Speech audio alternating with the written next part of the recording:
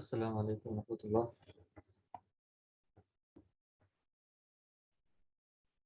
وعلیکم السلام۔ وعلیکم السلام۔ شروع کرتے ہیں۔ پارٹیسپینٹ 4 ہو گئے ہمارے۔ بسم اللہ الرحمن الرحیم۔ شکل کی ڈسکشن آپ کو یاد ہوگی، اور کچھ آخر میں مثال دی تھی میں نے اس کے ذریعے سے۔ امید ہے کہ اسلام جن 6 چیزوں کے گرد گھومتا ہے، عقائد ہیں، عبادات ہیں، معاملات ہیں، معاشرت ہے، اخلاق ہیں اور سیاست، اس کے بارے میں ہمیں انشاءاللہ اچھی طرح سمجھ میں آ گیا ہوگا۔ تو آج اسی کو کنٹینیو کرتے ہیں، اس کے بعد انشاءاللہ آگے چلیں گے۔ تو کل کی ڈسکشن سے پتہ یہ چلا کہ دین اور دنیا کا تعلق آپس میں یہی ہے کہ ہم نے دنیا میں جو بھی کام کرنے ہیں ان کو دین کے مطابق کرنا ہے۔ اگر تعلیم حاصل کرنی ہے، بزنس کرنا ہے، جاب کرنی ہے، سیاست میں جانا ہے، بچوں کی تربیت کرنی ہے، شادی کرنی ہے، یہاں تک کہ اگر گیمز کھیلنی ہے، کتنا خوبصورت یعنی اسلام ہے۔ کھیلنے کا کیا طریقہ ہے، ٹیم کیسے بناتے ہیں، جیت جائیں تو کیا کرتے ہیں، ہار جائیں تو کیا کرنا ہوتا ہے، ایک ایک چیز کو ہمارے لیے بیان کر دیا گیا اسلام کے اندر۔ لیکن میرے اور آپ کی یہ بد نصیبی ہے، اگر ہم ان کو تعلیمات کو، کھیلنے کے آداب کو، بیٹھنے کے آداب کو، چلنے کے آداب کو، ملنے کے آداب کو، باقی زندگی کے جتنے 24 گھنٹے میں یا زندگی میں مختلف معاملات یا کام پیش آتے ہیں، اگر ہم ان کو علماء سے، صحیح علماء سے، اللہ تعالیٰ کے مقرب اور متقی علماء سے نہ سیکھیں، ان سے نہ پوچھیں، تو یہ ہماری بد نصیبی ہے۔ تو 2 دن پہلے ہم نے کامیابی کے تصور میں 5 چیزیں پڑھی تھیں، یعنی ہم نے کہا تھا کہ عام طور پر کامیابی ان 5 چیزوں میں سمجھی جاتی ہے۔ وہ آپ میں سے کوئی بتا دے کہ وہ 5 چیزیں کون سی تھیں جو ہم نے اس وقت ذکر کی تھیں کہ عام طور پہ انسان کامیابی کو ان 5 چیزوں میں سمجھتے ہیں۔ وہ 5 چیزیں کون سی تھی؟ جی کوئی بتا دے جس کو بھی یاد ہو۔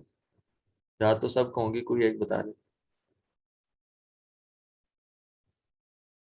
جی سعد بھائی۔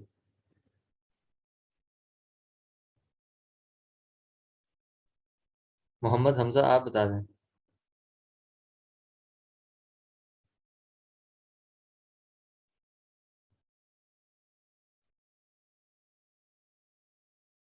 جی ہم نے کہا تھا کہ عام طور پہ کامیابی مال، حکومت، صحت، قوت، طاقت یا ان 5 چیزوں کے اندر شمار کی جاتی ہے۔ عزت، 5ویں عزت ان چیزوں کے اندر سمجھی جاتی ہے۔ اگر آپ نے پہلے نہیں لکھی ہوئی یا آپ بھول گئے ہیں تو ان کو نوٹ کر لیں۔ عام طور پر کامیابی یعنی ہم ایک سروے اگر کریں، عمومی رائے لیں لوگوں سے اور ان سے پوچھیں کامیابی کیا ہے، تو ان کی بات موڑ کے ان 5 چیزوں میں سے کسی کی طرف آئے گی، یا مال، یا عزت، یا حکومت، یا صحت، یا خوبصورتی، یا طاقت۔ ان 4-5 چیزوں کے گرد گھومتی ہے عام طور پہ کامیابی۔ تو اب دیکھیں، یوسف علیہ السلام کا نام آپ نے سنا ہوگا۔ یہ اپنے وقت کے فائنانس منسٹر تھے، وزیر خزانہ تھے، اور وزیر خزانہ اور منسٹری میں رہ کر بھی یہ سکسیسفل تھے۔ کیوں؟ اس لیے کہ اس منسٹری کو ان نے اسلام کے مطابق چلایا۔ اسی طرح سلیمان علیہ السلام کا نام آپ نے سنا ہوگا۔ یہ بادشاہ تھے اپنے وقت کے، اور ایسی بادشاہ تھی ان کے پاس کہ ہوائیں اور پرندے بھی ان کے ماتحت ہوتے تھے۔ یہ قرآن کی آیت کا ترجمہ ہے جس کے اندر یہ الفاظ آئے ہیں کہ ہوائیں بھی ان کے ماتحت، ان کے حکم کے مطابق چلتی تھیں۔ مگر اس بادشاہت میں بھی وہ کیا تھے؟ وہ کامیاب اور سکسیسفل تھے۔ ہمیں اس بات کا علم ہوا کہ ڈاکٹر بننا، انجینئر بننا، اچھا اسٹوڈنٹ بننا، اچھی جاب کرنا اور پیسے کمانا، محنت کر کے یہ بذات خود اپنے اندر کامیابی یا ناکامی نہیں رکھتے، بلکہ ان کو اگر درست اسلامی طریقوں سے کیا جائے تو کامیابی، اور اگر انہی کاموں کے اندر رہ کر اسلامی طریقوں کے خلاف ان کو لے کر چلا جائے تو وہ ناکامی کا ذریعہ اسے وہ بن جاتے ہیں۔ اب بلکہ اسلام تو حکم دیتا ہے کہ اللہ تعالیٰ نے جس بھی آدمی میں جو صلاحیت اور جو کیپیبلٹی رکھی ہے اس کو نکھارا جائے۔ اسلام یہ چاہتا ہے کہ جو صلاحیت اللہ تعالیٰ نے انسانوں کے اندر رکھی ہے، وہ انسان اس صلاحیت کو اور اس کیپیبلٹی کو نکھارے، اس میں اور ترقی کرے، اور نکھار کر اس کو اسلام کے مطابق اسلام کے لیے یوز کرے. یہ اللہ تعالیٰ ہم سے چاہتے ہیں. آپ اسکرین پہ یہ حدیث دیکھ رہے ہیں، ان اللہ یحب معالی الامور. اس کا ترجمہ یہ ہے کہ بے شک اللہ تعالیٰ اعلیٰ کاموں کو، اچھے کاموں میں اونچی سطح کو پسند کرتے ہیں. اللہ تعالیٰ اچھے کاموں کے اندر بیسٹ لیول کو پسند کرتے ہیں، بیسٹ لیول والوں کو پسند کرتے ہیں، کمپٹیشن میں آنے والوں کو پسند کرتے ہیں، فرسٹ پوزیشن لینے والوں کو پسند کرتے ہیں، اور ہر دوڑ کے اندر اول آنے والوں کو اللہ تعالیٰ اپنا محبوب بناتے ہیں. یہ اسلام، یہ اللہ تعالیٰ اسلام اپنا مزاج بتا رہے ہیں. اللہ تعالیٰ اسلام کے ذریعے سے اپنا مزاج بتا رہے ہیں کہ دیکھو اسلام کا اور شریعت کا مزاج تو یہ ہے کہ میں کسی کام کے اندر، چاہے وہ دنیاوی کام ہو یا دینی کام ہو، اور ہم نے یہ یہاں تک تو ہم پہنچ گئے نا، ہمارا کنسیپٹ یہ تو کلیئر ہو گیا کہ دین اور دنیا الگ چیز نہیں ہے. جو دین ہے وہی دنیا ہے، جو دنیا ہے وہی دین ہے. کیا مطلب؟ کہ دنیا کے سارے کاموں کو دین کے مطابق کرنا، بس یہی زندگی ہے، کہ کوئی الگ چیز نہیں ہے. ہم نے دو فرقے بنا دیے، ایک دینداروں کا اور ایک دنیا داروں کا. اور عجیب بات یہ ہے کہ دیندار اپنے آپ کو دیندار کہتے ہیں، دنیا سے ان کا کوئی تعلق نہیں، اور دنیا دار اپنے آپ کو دنیا دار کہتے ہیں، ان کا دین سے کوئی تعلق نہیں. اور دونوں بالکل غلط ہیں. بھئی ہم سب زندگی گزار رہے ہیں، نہ ہم دیندار ہیں نہ ہم دنیا دار ہیں. زندگی کے اندر دنیا میں رہتے ہوئے دین کے مطابق چلنا ہے، یہ مسلمان کا کام ہے. تو آپ اسکرین پہ حدیث دیکھ رہے ہیں، ان اللہ یحب معالی الامور. بے شک اللہ تعالیٰ کاموں کے اندر اعلیٰ سطح کو پسند فرماتے ہیں، بیسٹ لیول کو پسند فرماتے ہیں، کمپٹیشن میں آنے والوں کو پسند کرتے ہیں، اور فرسٹ پیپرز کے اندر محنت کر کے فرسٹ آنے والوں کو پسند کرتے ہیں. اللہ تعالیٰ ایسے بندوں کو اپنا محبوب بناتے ہیں. فار ایگزامپل، ہم میں سے اگر کسی میں اچھا بولنے کی صلاحیت ہے، کسی میں اچھا لکھنے کی صلاحیت ہے، کسی میں ڈاکٹر بننے کی، کسی میں اچھی کنسٹرکشن کرنے کی، کسی میں جاب کرنے کی، کسی میں اچھا کاروبار کرنے کی، تو سب میں کوئی نہ کوئی کیپیبلٹی ہے. اللہ تعالیٰ یہ چاہتے ہیں کہ میں نے اپنے بندے میں جو صلاحیت اور جو کیپیبلٹی رکھی ہے، یہ بندہ اس میں ترقی کرے اور اس کو گروم کرے، اس ترقی کو، اس کیپیبلٹی کو، اس صلاحیت کو گروم کرے، اس کو بڑا کرے، اس کو بڑھائے، اس کو نکھارے اور اس کو خوبصورت بنائے، اس میں اور محنت کرے اور اسی کام کو اپنا زندگی کا پیشن بنائے. اب دیکھا آپ نے، ہم سمجھتے ہیں کہ سپورٹس مین بننا، آفیسر بننا، اچھا جج بننا، اچھا گورنر بننا، اچھا منسٹر بننا، اچھی کمپنی بنا لینا، اچھا بزنس کرنا، یہ اسلام سے ہٹ کر باتیں ہیں. حالانکہ اللہ تعالیٰ خود کہہ رہے ہیں کہ ایسا کرو، ہاں، لیکن جو بھی کام کرو اپنی مرضی کے مطابق نہیں، بلکہ اپنے بنانے والے کی مرضی کے مطابق کرو. اور ہمیں بنانے والا کون ہے؟ ہمیں بنانے والا اللہ تعالیٰ ہے. تو یہی دین اور دنیا کا جوڑ ہے. باقی میں اپنے اندر کیا صلاحیت رکھتا ہوں، ہر انسان اپنے اندر کیا خاص صلاحیت رکھتا ہے جو اللہ تعالیٰ نے صرف اسی انسان کو خاص طور پر دیا، کسی اور کو نہیں دی، یا اسی کے وہ صلاحیت اس آدمی کے اندر زیادہ مقدار میں دیا ہے، زیادہ کوانٹیٹی میں دیا ہے، کسی اور کو اتنی صلاحیت اس اعتبار سے نہیں دی. اب کیسے پہچانا جا سکتا ہے انسان کیسے دیکھے کہ اس کے اندر کیا صلاحیت ہے، اور میں اپنے آپ کو کیسے پہچانوں کہ میں کون ہوں؟ مجھے سیلف اویئرنیس کیسے ہوگی، اور مجھے فیوچر میں کس فیلڈ میں جانا چاہیے، مجھے اچھے طریقے سے کیا کام کرنا آتا ہے، مجھے اپنا پیشن کس کام کو بنانا ہے. یہ آج کا ٹاپک تو نہیں ہے. اس کو ہم اگر آپ نے اس کورس کا کنٹینٹ دیکھا ہو، ریفارمیشن آف کانسیپٹس کا کنٹینٹ، جو سب سے پہلا میسج آپ کے پاس آیا تھا، اس میں کنٹینٹ اور آؤٹ لائن لکھی تھی. اس کے اندر ایک پوائنٹ تھا زندگی کا مقصد. ہم انشاءاللہ سیلف اویئرنیس کو، خود آگاہی کو اسلامی انداز میں، ایک صحیح انداز میں انشاءاللہ اس پوائنٹ کے اندر جب وہ باری آئے گی تو اس میں انشاءاللہ اس کو سیکھیں گے اور اس پہ ڈسکشن کریں گے انشاءاللہ. تو اب یہ ان اللہ یحب معالی الامور، اس کو آپ اپنے پاس لکھ لیں، اور اس کے متحد اس اصول اور اس رول کے مطابق آپ زندگی میں اپنے کاموں کو ترتیب دیں، اپنے کاموں کو ترجیح دیں. اور دیکھیں نیچے جو انگلش میں لکھا ہوا ہے، یہ اس کا کوئی ترجمہ نہیں ہے، کیونکہ ٹرانسلیشن تو ایگزیکٹ ورڈنگ کی ہوتی ہے. تو یہ اس کی ایک چھوٹی سی تفسیر ہے جو مجھے بہت پسند ہے، اس لیے میں نے یہاں پہ بورڈ پہ لکھی ہے. Excellence is being good at a good thing. It means that you strive to be the best you can be and to do the best you can do. کتنے خوبصورت الفاظ ہیں. یعنی کسی بھی اچھے کام کے اندر آپ کو ایکسیلنٹ ہونا ہے. دیکھیں، گڈ نہیں ہونا، ویری گڈ نہیں ہونا، ایکسیلنٹ. آپ سے بڑھ کے کوئی نہ ہو. جتنے بھی اب نماز پڑھ اللہ، بلکہ یہ تو حدیث میں نے یہاں پہ بورڈ پہ لکھی ہے، ان اللہ یحب معالی الامور. اللہ تعالیٰ تو قرآن پاک میں فرما رہے ہیں ان اللہ یحب المحسنین، کسی بھی کام کے اندر خوبصورتی پیدا کرنے والے لوگوں کو اللہ تعالیٰ پسند کرتے ہیں. نماز پڑھ رہے ہیں تو نماز کو خوبصورت بنائیں، زکوٰۃ دے رہے ہیں زکوٰۃ خوبصورت انداز میں، ایسے انداز میں دیں کہ آپ جیسی کوئی زکوٰۃ دینے والا نہ ہو، ایسی نماز پڑھیں کہ آپ جیسی کوئی نماز پڑھنے والا نہ ہو. پیپر حل کر رہے ہیں تو ایسا پیپر حل کریں، ایسی رائٹنگ میں اور ایسے انداز میں، یا پیپر کی تیاری کر رہے ہیں ایسی محنت کریں کہ آپ سے آگے بڑھنے والا کوئی نہ ہو. ریس ہو رہی ہے تو ایسی دوڑ لگائیں کہ آپ سے آگے بڑھنے والا کوئی نہ ہو. گیم کھیل رہے ہیں تو ایسی گیم، ایسی خوبصورت اور پازیٹیو وے میں گیم کھیلیں کہ آپ سے اچھی گیم کھیلنے والا کوئی. یہ اسلام کا مزاج ہے، یہ شریعت کا مزاج ہے. اللہ فرما رہے ہیں ان اللہ یحب المحسنین. لیکن ایک بات یاد رکھیں، غلط فہمی میں نہ پڑیے گا کہ یہ اصول اور یہ اللہ تعالیٰ کا دیا ہوا رول ہمارے لیے صرف انہی کاموں کے اندر ہے جس کے اندر اسلام ہمیں اجازت دیتا ہے. ایسے نہ ہو ہم اس رول کو چوری کے اندر، ڈاکے کے اندر، جھوٹ بولنے کے اندر بھی، کہ جھوٹ بولو، ایسے جھوٹ بولو کہ آپ جیسا کوئی جھوٹ نہ بولتا ہو، ایسے چوری کرو کہ آپ جیسی کوئی چوری نہ. تو ہم کیونکہ ہر چیز کے اپوزٹ وے بھی دیکھتے ہیں، اس کا الٹ بھی دیکھتے ہیں، اس کا متضاد بھی دیکھتے ہیں، تو ہمارے جو دماغ ہیں، ہماری ساری صلاحیتیں وہ زیادہ تر نیگیٹیوٹی میں زیادہ چلتی ہیں. تو یہ جو اصول اور رول اللہ تعالیٰ ہمیں دے رہے ہیں، اس بورڈ پہ جو حدیث لکھی ہے ان اللہ یحب معالی الامور، اسی طرح قرآن پاک میں ان اللہ یحب المحسنین، یہ کس کے اندر ہے؟ اچھے کاموں کے اندر. اسی لیے یہاں پہ پہلی جو لائن لکھی ہے نا انگلش میں، excellence is being good at a good thing not at a bad thing. تو یہ اس کو سمجھ لیں اور اس اصول کو آپ اپنے ساتھ پکا کر لیں کہ جو بھی کام کرنا ہے، اچھا کام زندگی میں کرنا ہے تو اچھے ہی کام ہے، برے کام تو کرنے ہی نہیں، کیونکہ ہم نے کامیابی کی تعریف پڑھ لی. اب برے کاموں سے بچنا ہمارا کام ہے. کیوں؟ کیونکہ ہم کامیاب ہونا چاہتے ہیں، سکسیسفل بننا چاہتے ہیں، دنیا میں بھی آخرت میں بھی. اور کامیابی اور سکسیس کون سی؟ جو لمیٹڈ نہیں ہو، ہمیشہ کی ہو، ان لمیٹڈ ہو اور لامحدود ہو، جس کے اوپر کبھی سوال اور فنا نہ آتا ہو. تو اب جو بھی کام ہم دنیا میں زندگی میں کریں گے وہ اچھا ہونا چاہیے، پازیٹیو ہونا چاہیے، اس کے اندر کوئی برائی یا شر نہیں ہونا چاہیے. اور کریں گے کیسے؟ بہترین انداز میں.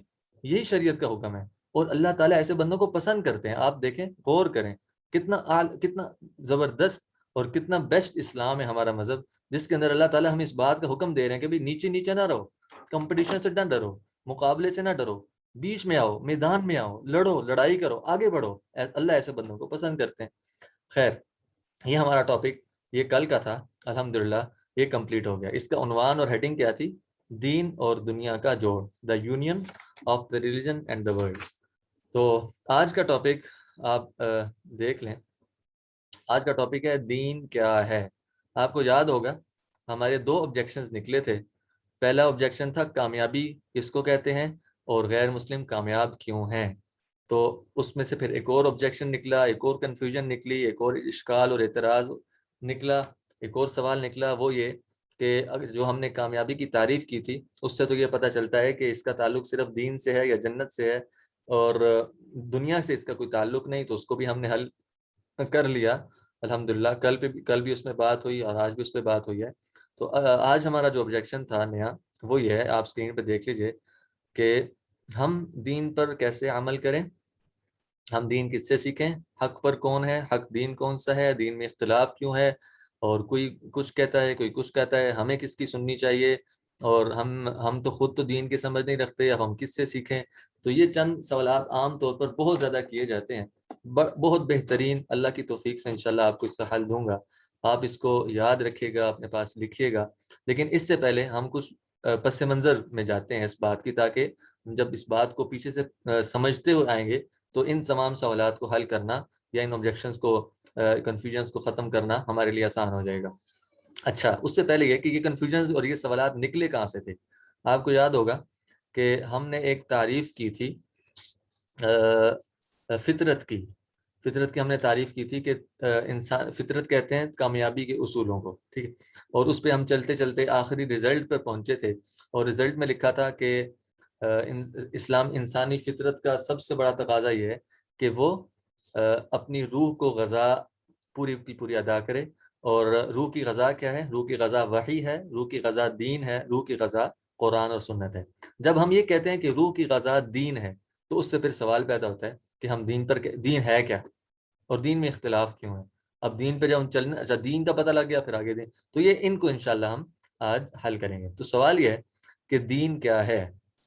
آپ اپنے پاس اس کی ہیڈنگ دینا چاہیں ضرور دیں. آج کا نیو ٹاپک ہے, آپ ہیڈنگ دے دیں اس کی, دین کیا ہے. اچھا, آپ کو یاد ہوگا کہ ہم نے پڑھا تھا کہ انسان فطرت پر پیدا ہوا, اور فطرت کی تعریف ہم نے پڑھی تھی کہ کامیابی کے اصولوں کا نام فطرت ہے. اب سوال یہ پیدا ہوتا ہے کہ انسان کامیاب ہونا چاہتا ہے, اور کامیابی کے لیے اس کو فطرت کے اصولوں کو اختیار کرنا ہے. پھر دین کی بیچ میں کیا ضرورت ہے؟ ٹھیک ہے, فطرت ہم نے کہا تھا نا, انسان کامیاب ہونا چاہتا ہے, اور کامیابی کے لیے اس کو فطرت کے اصولوں کو اختیار کرنا ہے. پھر سوال یہ پیدا ہوا کہ جب ساری کی ساری کامیابی کے اصول فطرت کے اندر موجود ہیں, اور انسان خود بھی فطرت کے اوپر پیدا ہوا ہے, پھر دین کے بیچ میں کیا ضرورت ہے؟ کیا یہ الجھن سمجھ گئے آپ سب؟ میری بات سمجھ میں آ گئی آپ کو؟ ہم نے کہا نا فطرت پر انسان پیدا ہوا, اور فطرت کامیابی کے اصولوں کا نام ہے, اور انسان چاہتا بھی کامیابی ہے. جب انسان کامیابی چاہتا ہے تو پھر سوال یہ ہے کہ پھر دین کی کیا ضرورت ہے؟ بس کامیابی فطرت کے اصول تو کامیابی کے اصول تو فطرت میں موجود ہیں, تو دین کی کیا ضرورت ہے؟ سمجھ گئے آپ کو؟ ایک مائک آن کر کے بتائے, بات سمجھ میں آ گئی آپ کو؟ جی سمجھ گئے احمد بھائی. بالکل صحیح. جی اچھا, سمجھ آ گئی. بالکل صحیح. اب ٹھیک ہے, اب اس کنفیوژن کو نا ہم حل کرتے ہیں. اب پہلی وجہ, اس کو آپ اسکرین پہ دیکھیں, اب یہ دیکھیں, ہاں بلکہ یہ تو میں نے بنایا ہوا ہے, آپ بورڈ پہ دیکھیں. اگر فطرت کامیابی کے اصولوں کا نام ہے تو دین کی کیا ضرورت ہے؟ سمجھ گئے آپ لوگ؟ اب پوائنٹ 1 دیکھیں, بورڈ پہ اسکرین پہ دیکھیں. اچھا, جب اس پہلا پوائنٹ, اب پہلی وجہ آپ اسکرین پر دیکھیں کہ انسان فطرت پر پیدا ہوا تھا, کامیابی کے اصولوں پر پیدا ہوا تھا. مگر ہم نے پڑھا تھا, آپ کو یاد ہوگا, کہ بعض اسباب سے انسانی فطرت مسخ ہو جاتی ہے, جس میں ہم نے ماحول, والدین کی غلط تربیت, دشمن کا نظریاتی وار وغیرہ, یہ چند اسباب پڑے تھے جس کی وجہ سے انسان کی فطرت ڈسٹرب ہو جاتی ہے, میلی ہو جاتی ہے, مسخ ہو جاتی ہے, یا ختم ہو جاتی ہے. اب پیدا تو ہم کامیابی کے اصولوں پر ہوئے تھے, لیکن چند اسباب سے ہمارے یہ اصول میلے کچیلے ہو گئے. جب میلے ہو گئے تو ہم ان کو دوبارہ تلاش کرنا چاہتے ہیں. اور تلاش کرنے کا معیار کیا ہے؟ جی آپ میں سے کوئی بتائے کہ سٹینڈرڈ ہم نے کس کو قرار دیا تھا فطرت کو تلاش کرنے کے لیے؟ معیار کیا ہے, سٹینڈرڈ کیا ہے؟ جی جلدی سے کوئی بتا دے. فطرت کو تلاش کرنے کے لیے معیار کیا ہے؟ کس معیار کے مطابق ہم فطرت کو تلاش کریں گے؟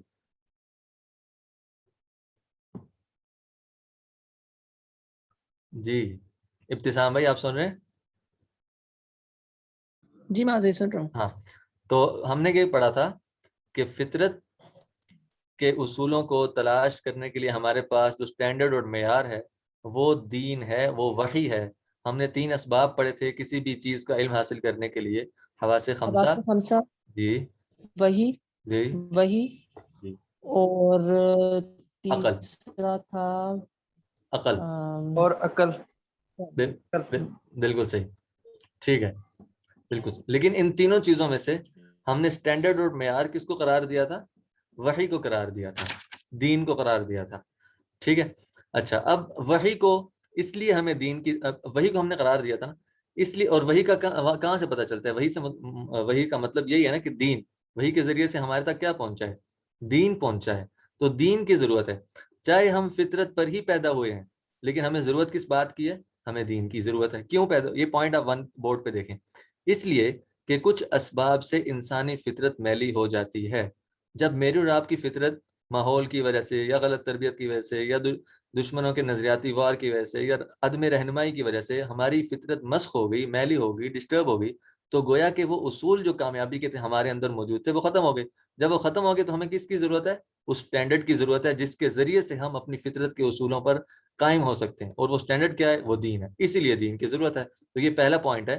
یہ جو پیچھے سوال ہمارا گزرا تھا, اگر فطرت کامیابی کے اصولوں کا نام ہے تو دین کی کیا ضرورت ہے؟ تو پہلی وجہ کیا ہے؟ اس لیے کیونکہ ہماری فطرت مسخ ہو چکی ہے, اب دین کی ضرورت پڑے گی, کیونکہ دین تو سٹینڈرڈ اور معیار ہے کامیابی کے اصولوں کو جانچنے کے لیے, پرکھنے کے لیے. اچھا, دوسری وجہ یہ ہے کہ دین کی کیوں ضرورت ہے. وہ یہ ہے کہ فطرت بے شک کامیابی کے اصولوں کا نام ہے. بہت اہم بات ہے, آپ اس کو اپنے پاس, اس کا خلاصہ یا سمری کچھ پوائنٹس میں آپ اپنے پاس کاپی میں لکھ لیں. وہ یہ ہے کہ فطرت بے شک کامیابی کے اصولوں کا نام ہے, لیکن ان اصولوں کو کیسے اپلائی کرنا ہے, کہاں اپلائی کرنا ہے, کہاں نہیں اپلائی کرنا, اور اگر کرنا ہے تو کتنا کرنا ہے, یہ سب فطرت میں شامل نہیں ہے. یہ سب باتیں ہمیں دین ہی سے پتہ لگنی ہے. صرف اور صرف فطرت سے ہم ان باتوں کا علم حاصل نہیں کر سکتے. اس کو سمجھنے کے لیے میں عام 2 یا 3 بڑی امپورٹنٹ ایگزامپلز آپ کو دینے کی کوشش کرتا ہوں. پہلی مثال دیکھیں. انسان کی فطرت میں کہ غیبت کرنا، جس کو انگلش میں بیک بائٹنگ کہتے ہیں، ایک بڑا گناہ ہے. ٹھیک ہے. غیبت کسے کہتے ہیں؟ کہ کسی انسان میں پائی جانے والی برائی کو اس کی غیر موجودگی میں کسی اور کے سامنے ڈسکس کرنا، اس طرح کہ اگر وہ سن لے تو اس کو برا محسوس ہو. اب یہ بڑا گناہ ہے اور ہماری فطرت میں ہے، میری اور آپ کی فطرت میں ہے. جس فطرت کی ہم بات کر رہے ہیں نا، کہ ہر بچہ اس فطرت میں پیدا ہوتا ہے، اس فطرت میں، ہر انسان کی فطرت میں ہے کہ اس گناہ سے بچا جائے، اس سے بچنا چاہیے. لیکن بعض مواقع، بعض اوکیزنز ایسے ہیں کہ اگر ہم وہاں غیبت نہ کریں، میری بات غور سے سننے کے قابل ہے کیونکہ ایک باریک بات ہے، ایسا نہ ہو کہ کوئی غلط سمجھ لے اور الجھن پیدا ہو جائے. تو بعض موقع ایسے ہیں کہ اگر وہاں پر غیبت نہ کی جائے تو انسان کو ثواب تو دور کی بات ہے، گناہ میں شامل ہونے کا خدشہ ہو جاتا ہے. اس کی اب آپ مثال سن لیجئے. توصیف بھائی سن رہے ہیں آپ؟ توصیف احمد.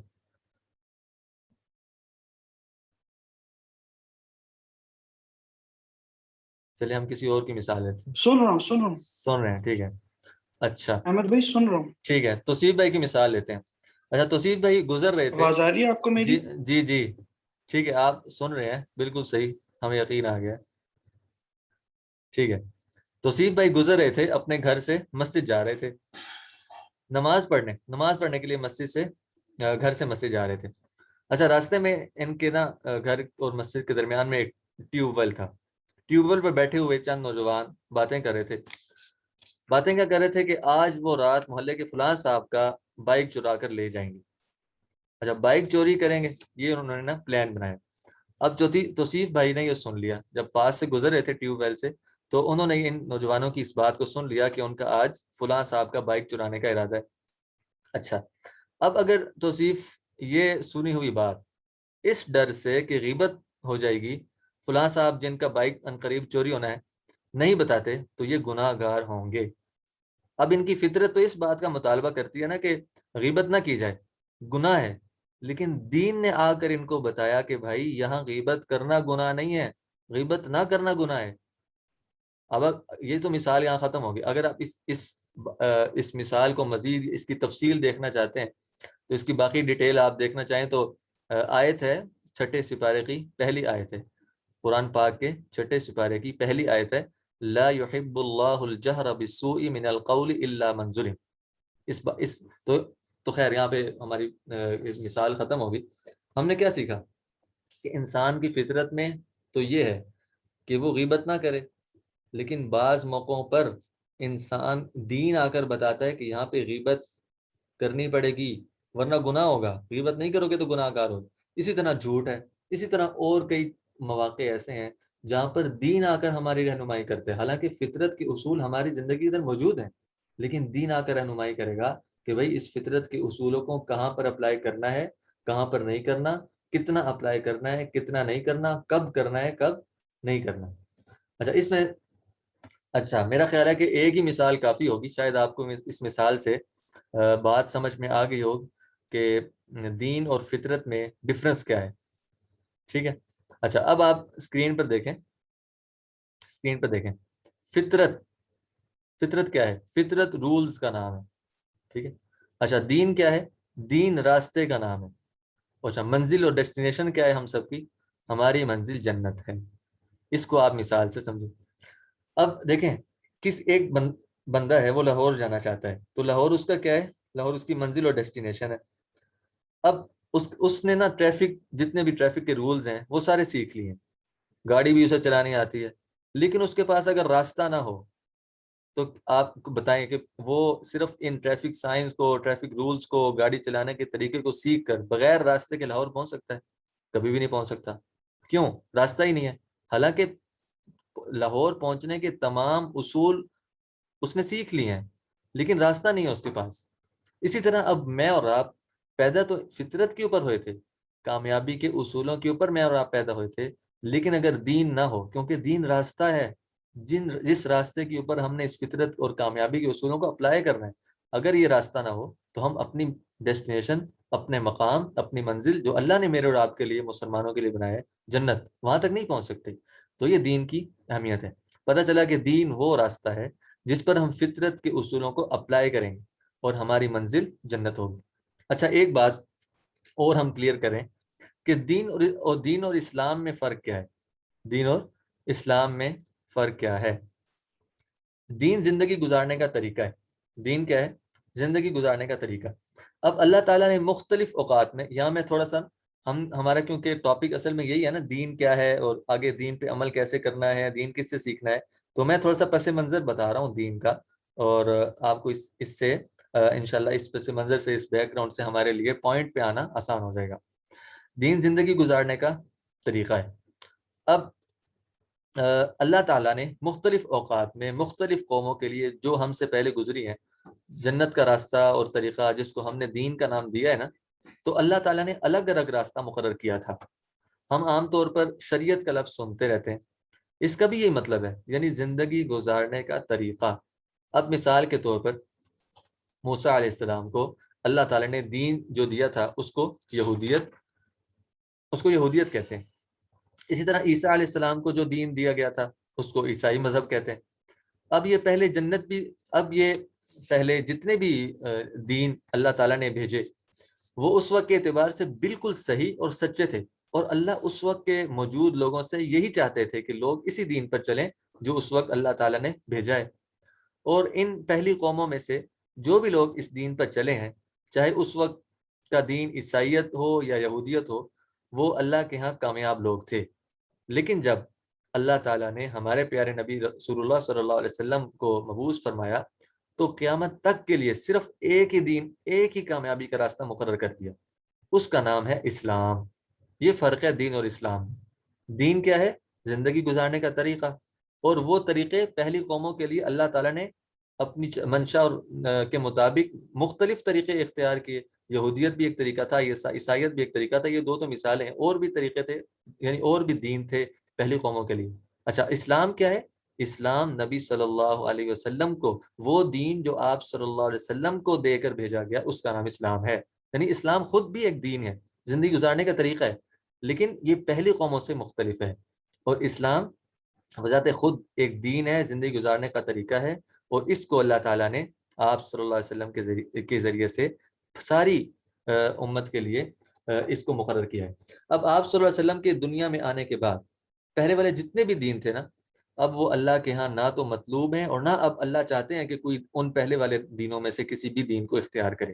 اب جو دین اللہ انسانوں سے چاہتے ہیں نبی علیہ السلام کے مبعوث ہونے کے بعد، وہ صرف اور صرف اسلام ہے، اس کے علاوہ اور کوئی نہیں۔ اس لیے اب اگر کوئی عیسائی مذہب کو یا یہودی مذہب کو یا اور کسی مذہب کو فالو کرے گا نا، تو وہ غلط راستے پر ہے، وہ گمراہی پر ہے۔ حالانکہ یہی عیسائیت اور یہی یہودیت پہلے آنے والے لوگوں کے لیے ایک سچا دین تھا، اور وہ جو چلتا تھا اس پہ وہ کامیاب ہوتا تھا، لیکن اب نہیں ہے۔ ٹھیک ہے، اب کون سا دین ہے؟ اب صرف ایک دین ہے، وہ ہے اسلام، نبی صلی اللہ علیہ وسلم کو جو اللہ تعالیٰ نے دے کر بھیجا ہے۔ اب اسکرین پر جو آیت آپ ابھی اسکرین پر آپ کو نظر آ رہی ہے، اس میں بھی یہی پیغام دیا جا رہا ہے۔ یہ آیت ہے، پہلے بھی ہمارے کلاس میں ایک دفعہ ڈسکس ہوئی تھی۔ اچھا، اس میں الیوم نہیں لکھا ہوا، اس سے پہلے الیوم اکملت لکم دینکم واتممت علیکم نعمتی ورضیت لکم الاسلام دینا۔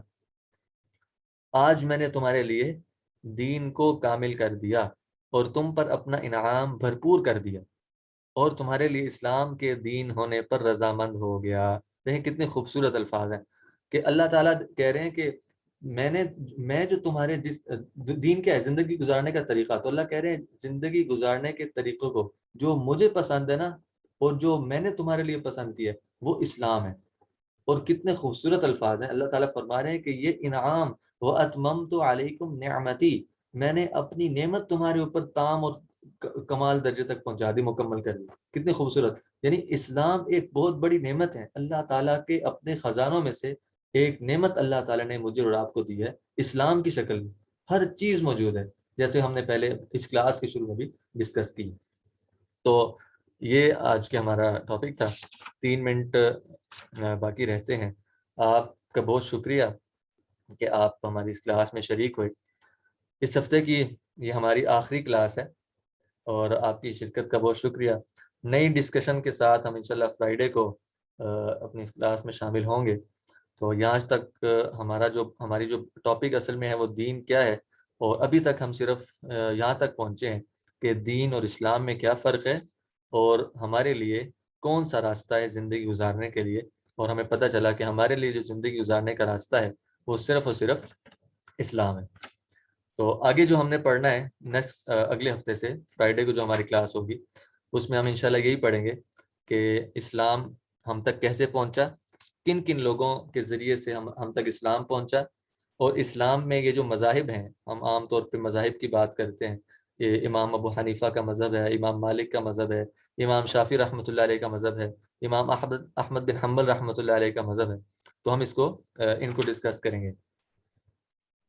تو اچھا، ایک میسیج آیا ہوا ہے کہ can we ask question at the end of class. جی ہاں، کوئی سوال ہو، کیونکہ آج ٹائم ہمیں مل گیا ہے، تو کوئی سوال ہو کسی بھی پارٹیسپینٹ کا وہ کر سکتا ہے. اور اگر کلاس میں نہ کر سکتا ہو تو واٹس ایپ پہ بھی کر سکتا ہے. کوئی بھی سوال ہو آپ کر سکتے ہیں. مائک آن کرنا ہو مائک آن کر کے کر لیں، چیٹ باکس میں کرنا ہو چیٹ باکس میں کر لیں.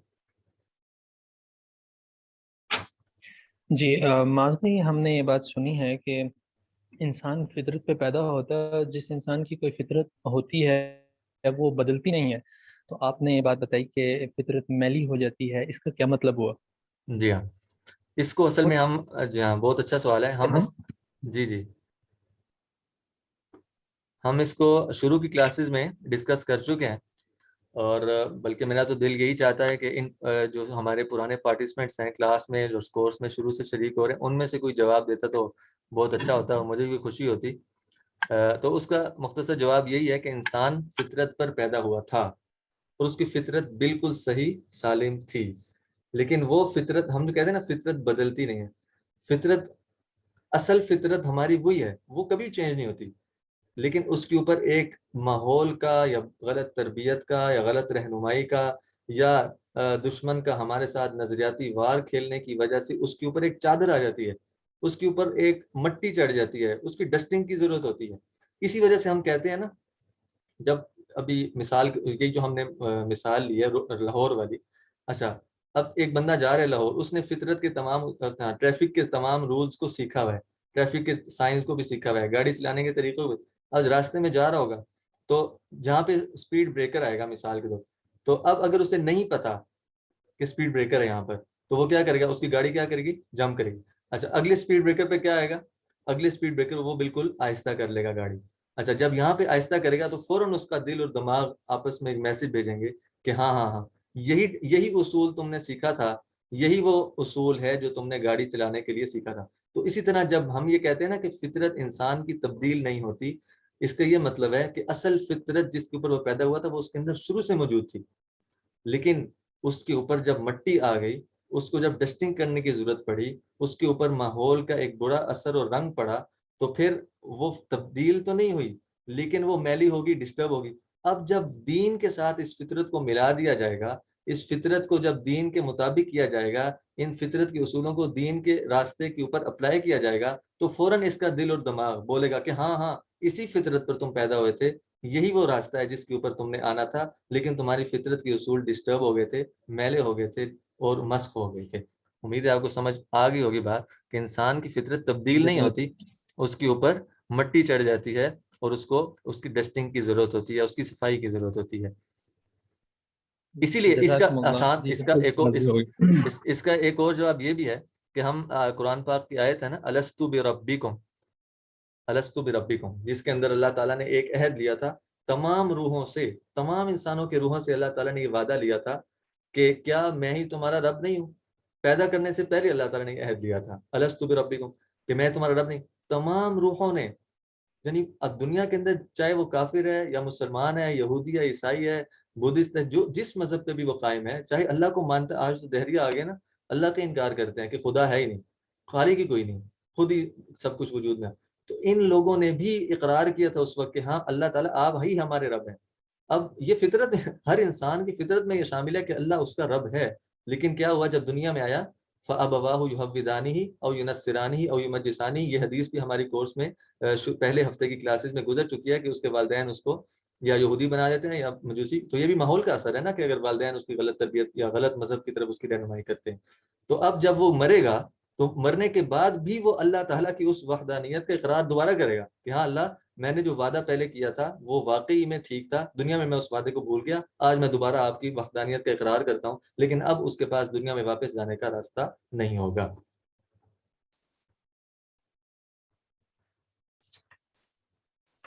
تو یہاں پہ ہم اپنے اس کورس کو کمپائل اس آج کے سیشن کو ختم کرتے ہیں. آپ حضرات کا بہت شکریہ. بس آخری گزارش دوبارہ آپ سے یہی ہے کہ فرائیڈے کی کلاس میں دوبارہ ٹائم پہ شرکت کر لیجئے تاکہ ہمارا کوئی لمحہ ضائع نہ ہو اور ہم اس سلسلے کو پائے تکمیل تک خیریت کے ساتھ عافیت کے ساتھ گزار سکیں. جزاکم اللہ خیرا. اللہ حافظ. السلام علیکم.